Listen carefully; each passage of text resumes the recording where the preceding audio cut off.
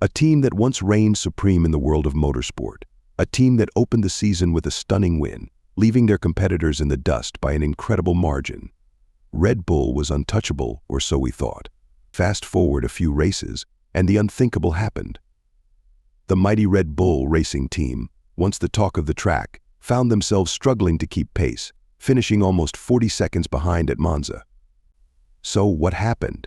How did a team that was at the pinnacle of Formula One fall so quickly? Could it be a technical mishap, a lost advantage, or something even more complex beneath the surface? Rumors have swirled: illegal braking systems, internal conflicts, the departure of their top designer, all painting a picture of chaos behind the scenes. But here's where it gets interesting.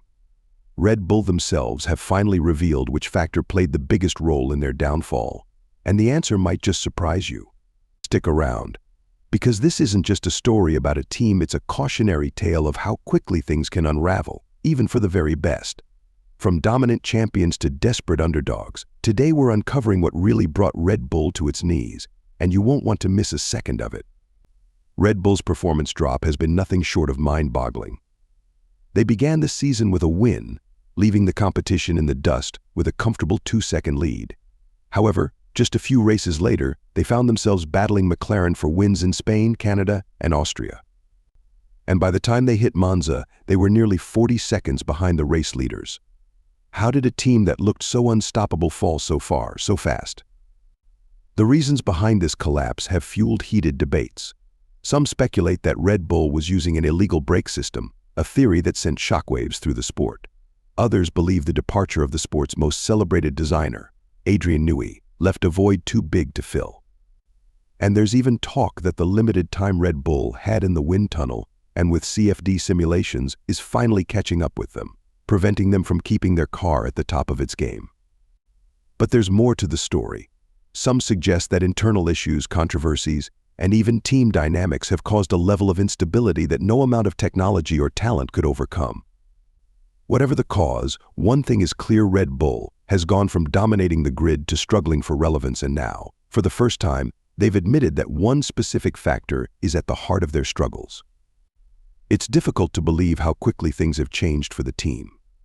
At the start of the season, it seemed as though Max Verstappen was on his way to another easy World Drivers' Championship, possibly even matching his success from 2023. With a projected lead of 150 to 200 points by the end of the season, Red Bull looked poised to once again take home the crown. Sure, there were a few hiccups: Miami, Monaco, and a brake failure in Australia, but despite these setbacks, both Verstappen and Red Bull appeared to be comfortably ahead of their competitors. But then, everything took a dramatic turn.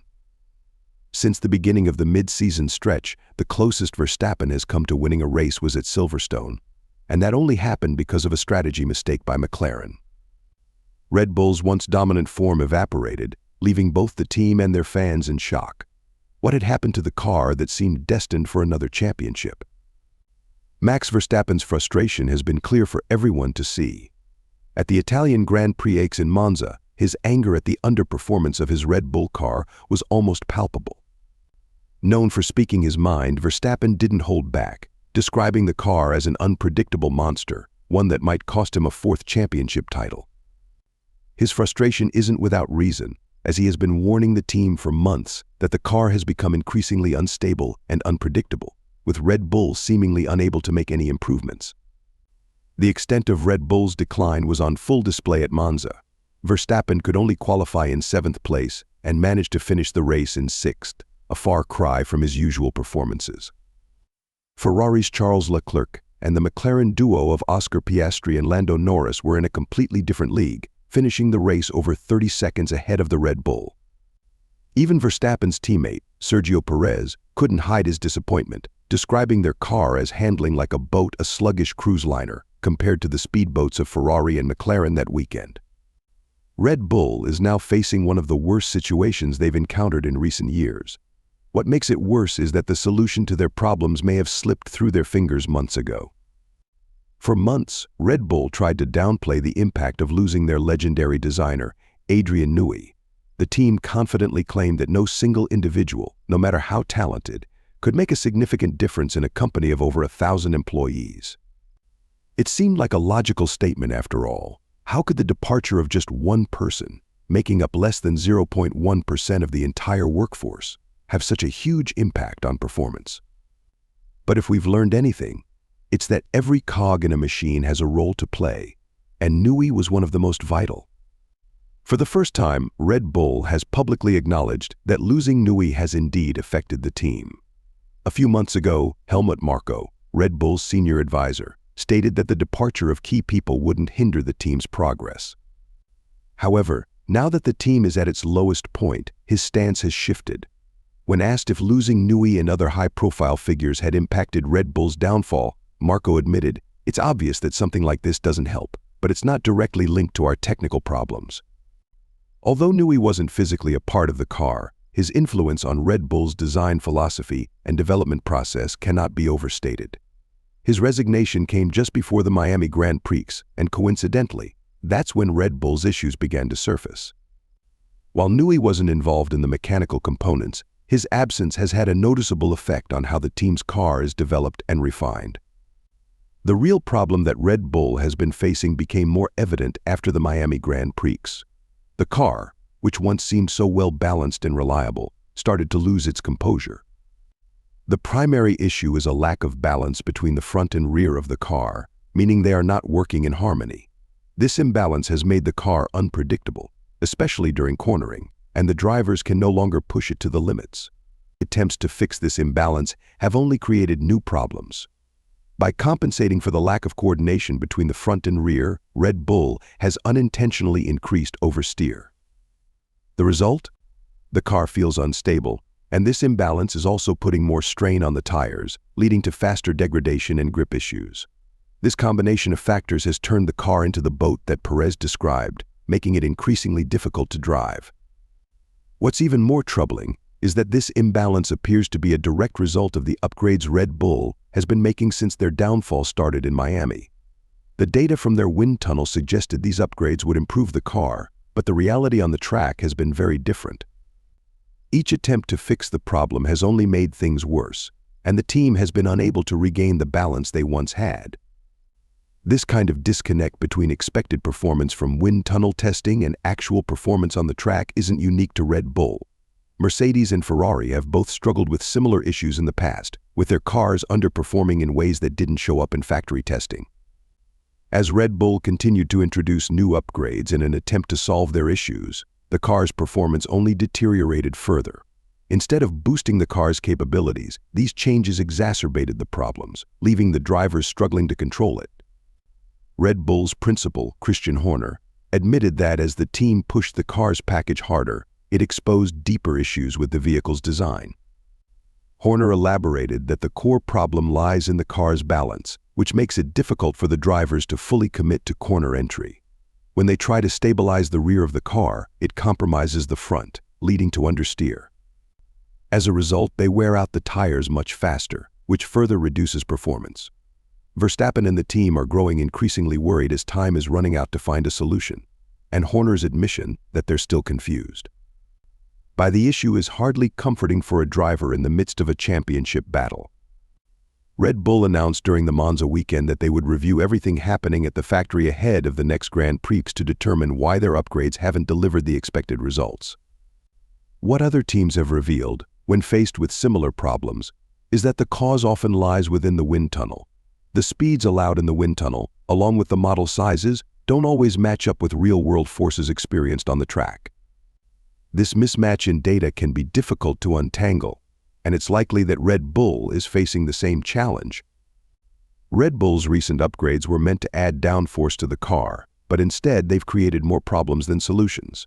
The increased downforce has worsened the car's balance, disconnecting the front from the rear. While their wind tunnel data showed improvements, the on-track performance tells a completely different story. As Horner noted, our tools aren't matching the track data, meaning the team can no longer fully trust their wind tunnel results. The added downforce may have increased grip, but it also magnified the existing imbalance, making the car more unpredictable, especially during cornering. This lack of harmony between the front and rear sections means that even a driver of Max Verstappen's caliber is struggling to control the vehicle. Earlier in the season, Verstappen was able to compensate for the imbalance through sheer driving skill, which is why he outperformed teammate Sergio Perez so significantly. However, the problem has now grown too large to manage, even for him. Red Bull's situation is becoming more precarious with each race. Ferrari faced a similar issue earlier in the season and even had to remove some of their upgrades to get their car back on track. However, Red Bull doesn't have the luxury of time. With only 8 races left in the season and a championship hanging in the balance, they need a solution fast. Unlike Ferrari, which only had one major upgrade to address, Red Bull has made multiple changes since Miami, leaving them with a car that is essentially new, aerodynamically speaking. While Red Bull may have finally admitted what's causing their performance issues, they are still a long way from finding a solution. The team is frantically trying to figure out how their once dominant car has spiraled into a state of confusion, with data from their testing facilities no longer matching real-world performance. As Red Bull principal Christian Horner pointed out, it's about getting on top of the problem. The team has noticed that the recent upgrades, while adding load to the car, have actually caused further disconnection between the front and rear. Horner explained that the wind tunnel data didn't predict this, which has left the team scratching their heads. As a result, the engineers have had to rely heavily on track data and previous experience to try and understand what's gone wrong. The more downforce they've added, the worse the car has become to drive. Verstappen, with his natural ability and skill, had been able to handle the imbalance for a while, allowing him to still outperform Perez through the middle of the season. However, as the car's balance issues worsened, even Verstappen's talent couldn't mask the underlying problems anymore. Now, both drivers are struggling to handle a car that simply doesn't respond as it should.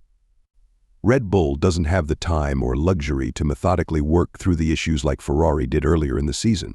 The stakes are far higher for them, with a driver's championship slipping further away. Ferrari had the option to remove just one problematic floor upgrade, but for Red Bull, the car has undergone so many changes since Miami that rolling back to an earlier configuration is no simple task. Red Bull is now faced with a difficult situation, one that's far from easy to resolve. While they may have identified the source of their problems, they're still miles away from a concrete solution. With time running out and only 8 races left, they can't afford to waste a single moment. Unlike Ferrari, which had just one component to revert to, Red Bull's issues stem from a series of upgrades that have compounded the problem. Essentially, the car they're working with now is aerodynamically different from the one that started the season. Christian Horner and his team now face the daunting task of unraveling the mess created by the upgrades. This involves not just identifying where things went wrong, but also ensuring that future developments don't fall into the same trap. The problem is, when you're dealing with a mismatch between wind tunnel data and track performance, it's not always easy to pinpoint the issue. This disconnect between the team's testing facilities and on-track reality could be a major part of the puzzle. As Horner mentioned, the car's behavior on track is telling a different story than what the data suggested. Red Bull has added more and more downforce, hoping to improve grip and performance, but all it has done is make the car more unstable. The drivers are now faced with a machine that is far too unpredictable to push to the limit, even for someone as skilled as Max Verstappen.